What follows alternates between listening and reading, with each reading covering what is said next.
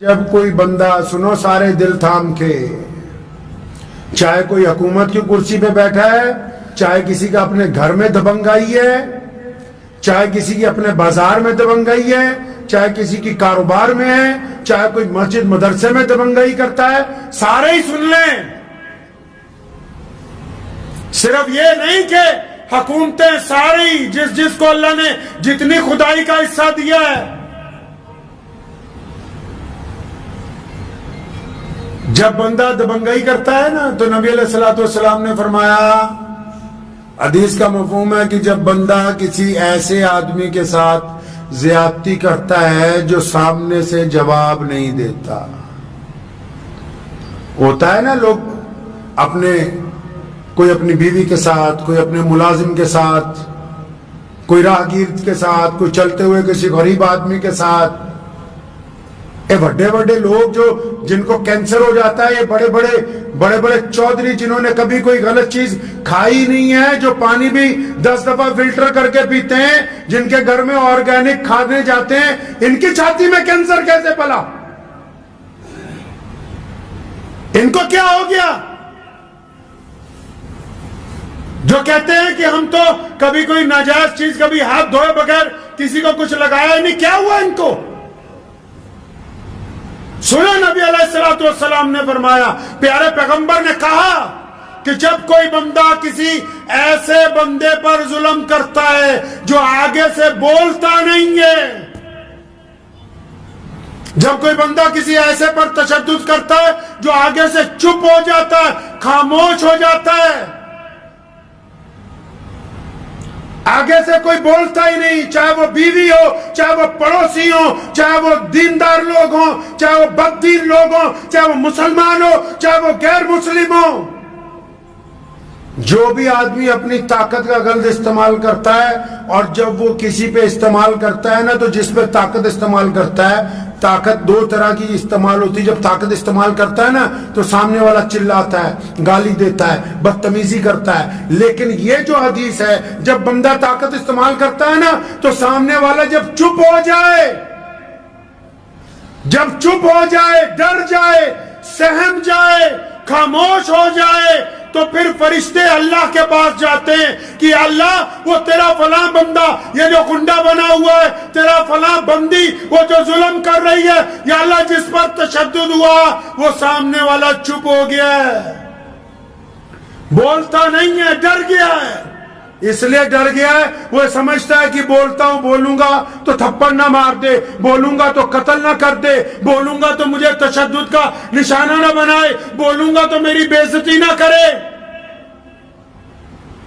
جب گنڈا بندہ دبنگائی کرتا ہے نا کسی ایسے بندے پر جو اتنا مظلوم ہوتا ہے، اتنا وقت کا مارا ہوا ہوتا ہے نا، چپ ہی ہو جاتا ہے، بالکل خاموش ہو جاتا ہے نا، فرشتے حق تعالیٰ کو کہتے ہیں کہ الہی، اے رب العالمین، تیرا فلاں بندہ تو بالکل چپ ہو گیا، بالکل خاموش ہو گیا، ڈر گیا۔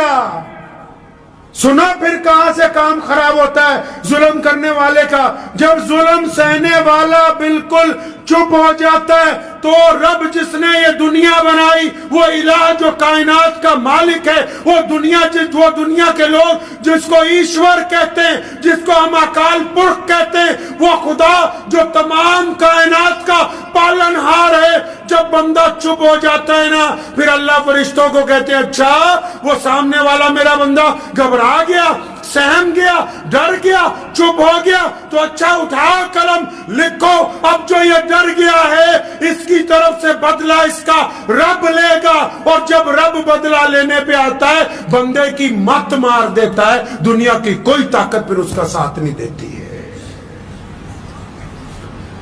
انسان کی مت مار دیتا ہے خدا، پھر چنگی کوٹھیاں ویران ہو جاتی ہیں، کاروبار اجڑ جاتے ہیں، جوانیاں برباد ہو جاتی ہیں، جسم میں روگ پیدا ہو جاتے ہیں۔ یہ ایسے نہیں ہوتے، یہ ظلم کی وجہ سے ہوتے ہیں۔ یہ ناک ستانے کی وجہ سے ہوتے ہیں، کسی کا ناک مال دبانے کی وجہ سے ہوتے ہیں، کسی کی ناک جائیداد پہ قبضے کی وجہ سے ہوتے ہیں۔ یہ کیا سمجھتا ہے کہ میں نے تو کوئی غلط چیز کھائی نہیں، میں کیسے بیمار ہو گیا؟ ارے جن پر ظلم کیا، مظلوم کی آہ میں اور اللہ کے درمیان کوئی پردہ ہے ہی نہیں۔ اس لیے ذہن نشین کر لیجئے اس بات کو کہ پریشانی کے دور میں صرف دعا نہیں ہے، دعا کے ساتھ حوصلہ بھی ہے، دعا کے ساتھ ہمت بھی ہے، دعا کے ساتھ ایک دوسروں کا ساتھ بھی ہے، دعا کے ساتھ سچ بولنا بھی شامل ہے، دعا کے ساتھ ظالم کے سامنے گردن اٹھا کے کھڑے ہونا بھی شامل ہے،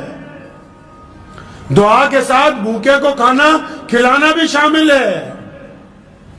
عبادات اس وقت تک کامل نہیں ہو سکتی جب تک عملی طور پر بندہ محمد رسول اللہ صلی اللہ علیہ وسلم کے احکامات کی تکمیل نہ کر دے، اس وقت تک عبادات قبول نہیں ہو سکتی۔ تو دعا کرے اللہ تعالیٰ مجھے اور آپ سب کو ان باتوں پہ عمل کی توفیق عطا فرمائے۔ کریں گے کوشش انشاءاللہ؟ ہاں بالکل۔ اور جو لوگ سوشل میڈیا کے ذریعے کسی کو ڈرانا چاہتے ہیں، سوشل میڈیا کے ذریعے غلط خبریں پوسٹ کرتے ہیں، سوشل میڈیا کے ذریعے کچھ ایسی چیزیں دوسروں کو بھیجتے ہیں کہ اگلا پریشان ہو جائے، سہم جائے، جن کا منشا یہ ہے کہ وہ دوسروں کو ڈرانا چاہتے ہیں، جب یہ وقت کی لاٹھی پڑے گی تو وہ خود خوف زدہ ہو جائیں گے۔ اس لیے ہم لوگوں کو ڈرانے والوں کے اندر حصے دار نہ بنیں، لوگوں کی ہمت بڑھانے کے اندر حصے دار بنے۔ وآخر دعوانا ان الحمدللہ رب العالمین۔ مجھے امید ہے کہ آپ کو یہ ویڈیو پسند آئی ہوگی۔ اگر پسند آئی ہو تو یہ آپ اپنے دوستوں کے ساتھ شیئر کریں اور اس چینل کو سبسکرائب ضرور کریں۔